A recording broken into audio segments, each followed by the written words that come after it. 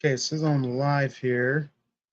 It's been a while since I've done this, guys, so bear with me. I don't know if you guys can see this yet. I've been playing around with the settings for really the last like 10 minutes or something, but yeah, I don't have my usual setup like I normally do, guys, like how I used to do it, but I'll get back in the groove of things. But appreciate everybody for tuning in tonight. I'm not going to be live very long. I just want to quickly respond or react to the news that Kamala Harris selected Tim Walz for her running mate. Um, you know, it's kind of crazy. What's going on, Michael? Maurice Delkin here. Okay, I see a few people join now. Please, guys, if you would just give it a thumbs up on your way in. Give it a thumbs up if you're new. Subscribe. Hit the bell notification, please, so you don't miss a video. Don't miss a live stream. Let me waited for a few more people to get in here. Again, just give it a thumbs up if you would. Tim Walz is a socialist. Yeah, we'll get back. We'll get into it. You know, while we're waiting on more people to join, I just want to say, first of all, is the sound good? Give me a thumbs up if the sound is good or if it's muffled. Let me know before I get too far into it. Just give me a thumbs up if the sound is good. Um, Mike, my first time to see you live. So happy. Good. Okay. Thank you. All right. Let's go back down memory lane really quick for those that don't know. I do live in Minnesota now. I didn't grow up here, but I've spent the better part of 6, 7 years here off and on. You know, I was here for 5 years prior to Trump's election, and then just moved back as my wife is from here. So we live in the Twin Cities. We're not in Minneapolis. We're out in the outskirts, away from the craziness of a city, right? So I have seen this city up close and personal. I know the city. I know what it's like. Of course, I didn't grow up here, so I don't know it the way a native would. But I'm smart enough to know when something's on the decline. And the city started declining right before I left. Ironically, right before I left, city just started to decline, and then 2020 happened, and we all know what happened from there, right? So, you know, now fast forward, here we are, 2024, and the media just kind of expects people to forget about what happened, or that the governor wasn't calling for this, wasn't asking for this, right? Like, it's pretty obvious what happened up here in 2020. And now he's running to be vice president of the country. And you know, I've seen a lot of people come out on social media. I do have quite a few friends on the left that are from Minnesota. You know, I respect their opinion. I don't know if they respect mine. I know some of them don't respect mine. It's all good. But you know what? This is going to be extremely divisive for Minnesotans. I tell you what. And I'm actually looking to unite with Minnesotans here that are like-minded. So if that's you, I know a lot of you have reached out to me since that rally in St. Cloud. I've gotten emails, I've gotten direct messages, lots of comments saying, hey, I would have joined if I'd have known you were there, blah, blah, blah. Reach out to me. You can email me. The link is in the description to my email, mikenificent813@gmail.com. Let's unite, because I feel like the timing is perfect. The timing is ripe for uh, for Minnesotans who have lived here, grew up here, to voice and make it known to the country just how unpopular this governor is. Yes, he may be popular in Minneapolis, he may be popular in St. Paul, but that's not the whole state. It doesn't represent the entire electorate in the state. So they need to know just how unpopular he is.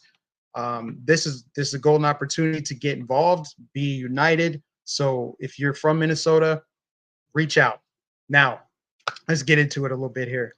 Tim Walz is a crazy far left socialist. He himself, what did he say? What was that statement? Someone else's socialism might be neighborliness for someone else. I mean, that's just a psychotic statement to say. Like, you know, let's not shy away from who we are. So he's pretty much like a Bernie, Nordic Bernie is what he is, policy wise.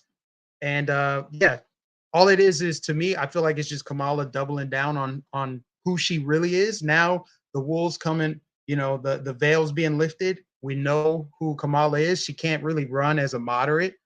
She didn't select Josh Shapiro, which everyone thought she would because he is supposedly a moderate.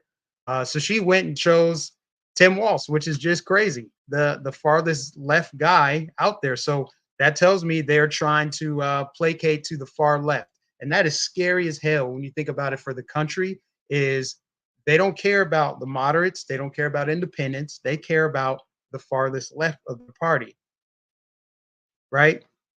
It's crazy. And while I'm on this subject of the far left, uh, I don't, and I tweeted this too. I do not understand how somebody could be undecided on who they're voting for this November. Right? We're not comparing like shades of gray here. We're talking like one side of the view, the one side, they have a completely different vision for the country than the other. So how can somebody be undecided if they want open borders, if they want low taxes, if they want inflation to go down, if they want, you know, kids to be able to change their gender and parents not having any say in it, if all of the things that they stand for, their policy positions, their views, their ideology. How could you be somebody that's in the middle? Like I don't really know what kind of country I want to live in. I don't know if I want it to be veering off to the left or if I want to go back to like normalcy. Crazy to me that there are people who are undecided.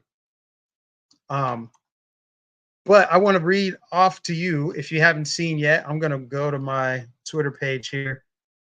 You may not be able to see it, but I tweeted it out this morning or retweeted it. What This is from Charlie Kirk. I'm gonna read it to you guys if you have not seen it yet. This is sums up who Tim Walz is. Says, "Welcome to the race, Tim Walz. Let's make sure America knows who you are.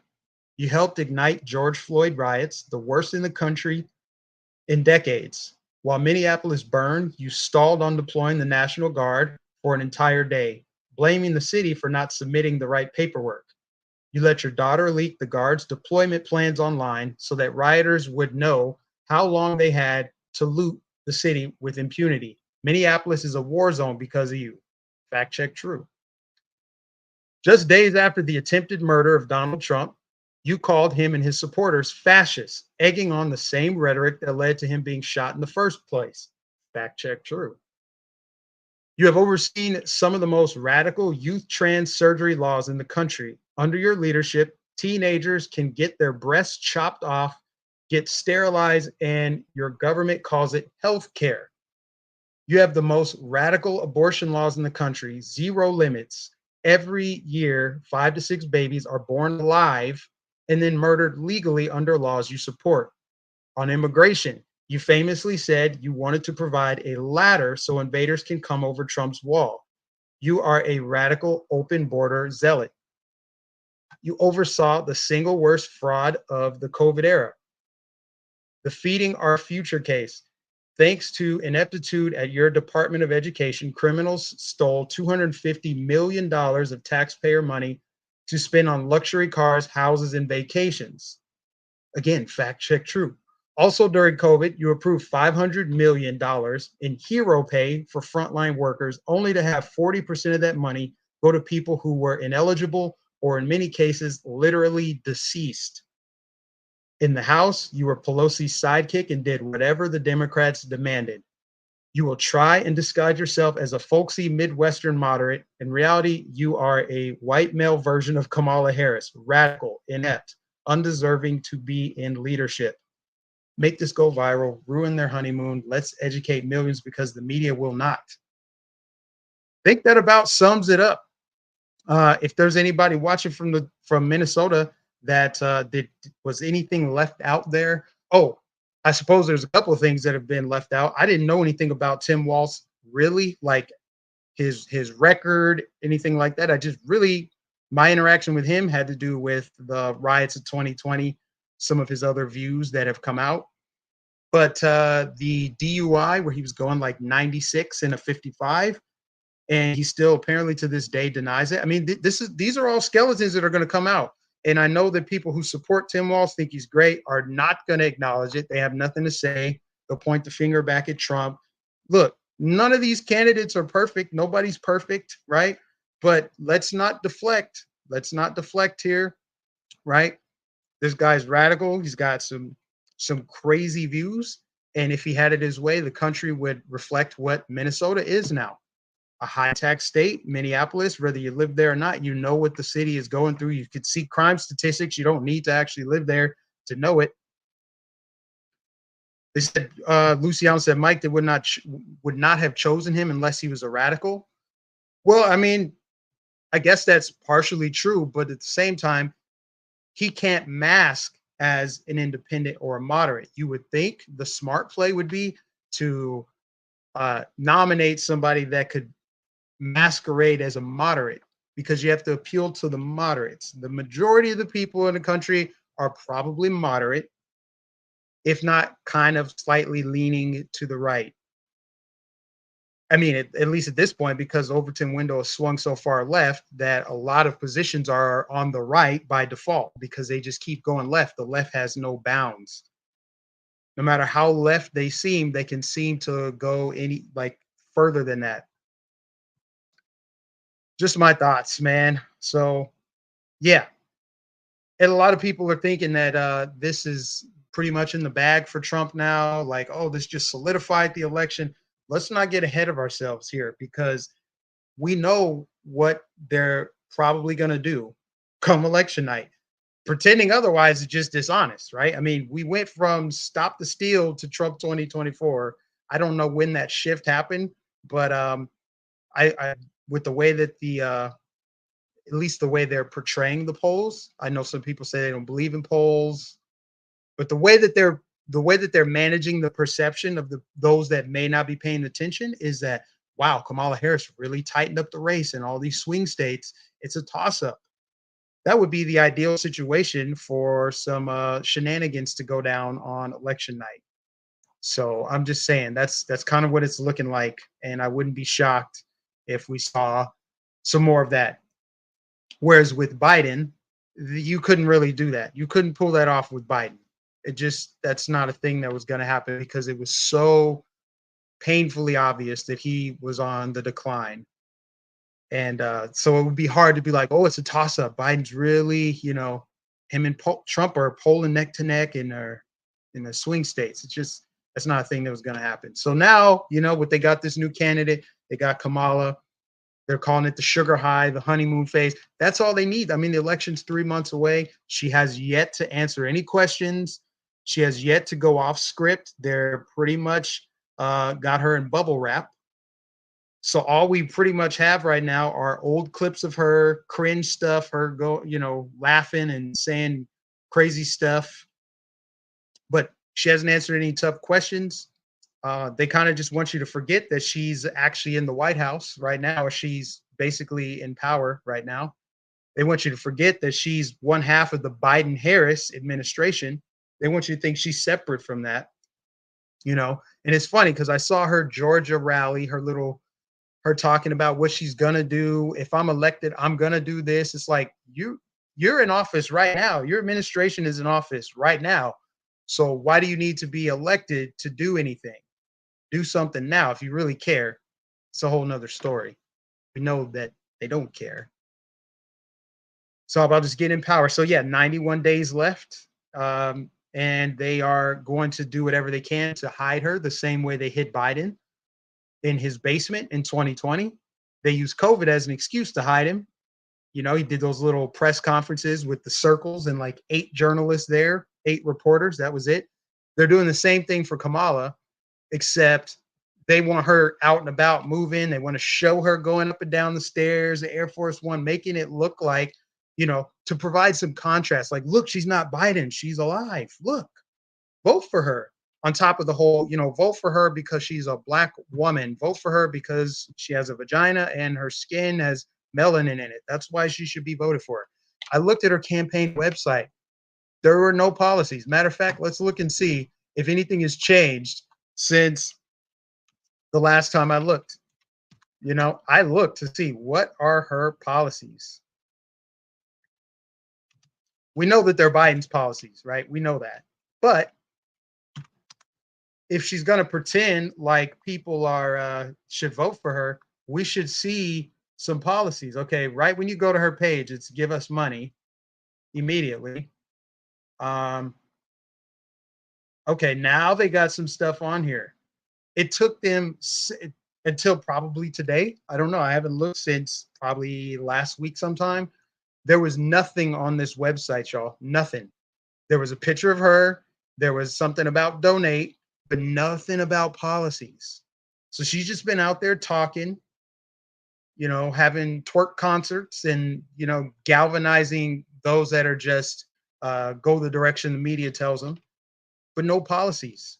So now she's got something on there. Very interesting. Little typos on there too. Yeah.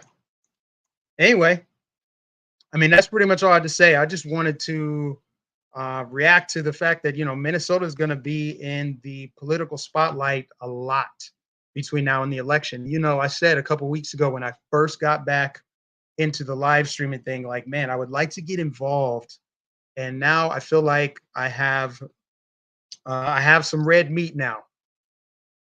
I got something to work with now because I feel like there's going to be a lot more um, eyes on this state. I could easily see there being more rallies up here, even though Minnesota's technically not a swing state. I mean, it's got to be in play. It's got to be in play. There is not a consensus on this governor.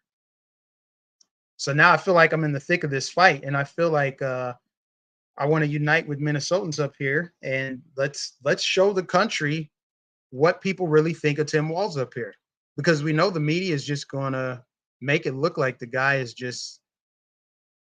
like, Kennedy or something.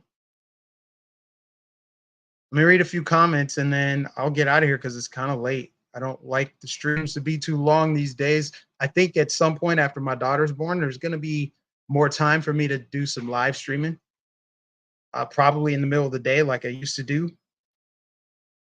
for some of the day ones, some of the people that I remember. Call them what they are, Marxist communists. I mean, they don't hide it. Tim Walz said, one person's socialism is another person's neighborliness. Okay. Tell that to Cuban Americans or Venezuelans that moved here. Fake news is trying to say Camel Toe is in front. Of course they are. They went from, and see, that's the thing. That's just the thing with our media. Um, you ask the people, if I were to ask any of the people that don't like Donald Trump, hey, where were you when you first realized you didn't like Trump? At what stage in your life were you where you realized Trump is a bad guy? Was it sometime around 2015? Was it because you were hearing Mockingbird media? Were you hearing it like repetitively told to you that he's Hitler? He called Mexicans rapists, all these things. Is that when you decided to hate Trump? And now I want to ask him, when did you decide that Kamala Harris was good enough for you to vote for? You didn't vote for her in the primaries in 2019. You're only going to vote for her now because you have no choice, right? A lot of people just follow what the media tells them. I even have a friend from high school. Uh, he reached out to me. He and I had a falling out back in, I don't know, 5, 6 years ago when he found out that I was a conservative and that I was a supporter of the president. And now he's come back around and he wants me to get him a MAGA hat. He's like, I see the light now. I'm a Trump fan, blah, blah, blah. And he talks about our other friend from high school and how he thinks we're brainwashed. And, he hates Trump. He's hated Trump probably since 2015 when he was told to hate Trump. Whatever he believes in now is probably just coming. It's probably just downstream from some media that he got in his news feed or somebody he's choosing to follow to reinforce what he already believes that he was told to believe. So the media has so much power right now. That's who really has the most power, more than these politicians. It's the media. The media can shape public perception. They can distort your perception of reality. We know that they lie. We know that there's propaganda. Operation Mockingbird was not a conspiracy theory, it was a real thing. It's pretty much state media right now. Like DM said, it's government media, state media.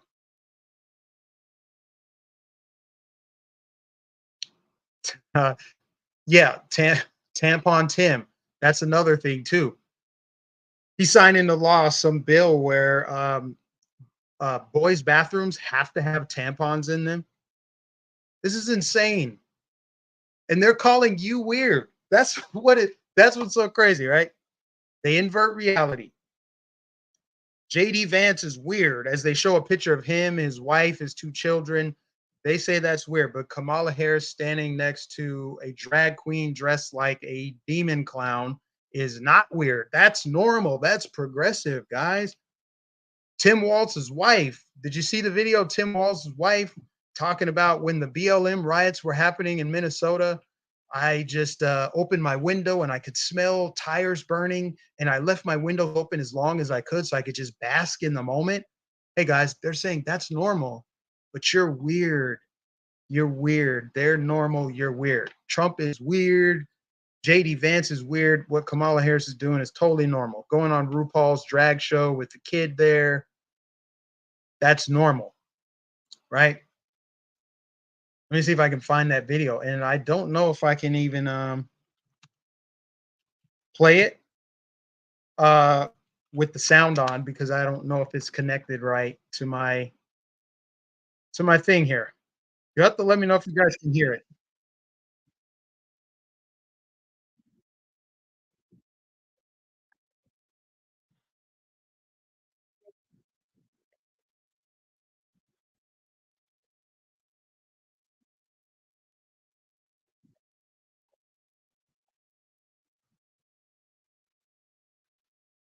I don't know if you guys could hear that or not, but she said she left her windows open as long as she could because that was a touchstone of what was happening.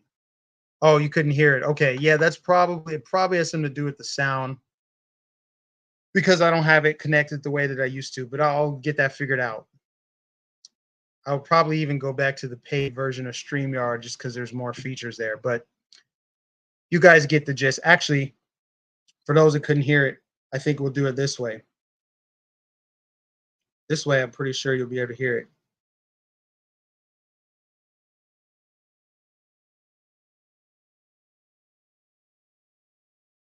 Okay. Those first days, when there were riots, I could smell the burning tires. Um, that was that was a very real thing, and I kept the windows open for as long as I could because I felt like that was such a touchstone of what was happening. Don't worry, guys. They're the normal ones. You're not.